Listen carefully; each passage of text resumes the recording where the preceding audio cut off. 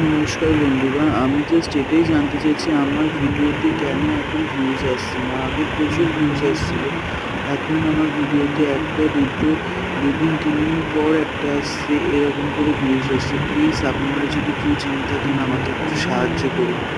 আমার ভিডিওগুলোতে আমি ভিউজ পাচ্ছি না, আপনারা একটু দেখুন কেন ভিউজ আসছে না। আর আপনারা কে কখন কোন টাইমে ভিডিও পোস্ট করলে ভিউজ আসছে সেটা আমাকে প্লিজ জানাবেন। আমি ভিডিও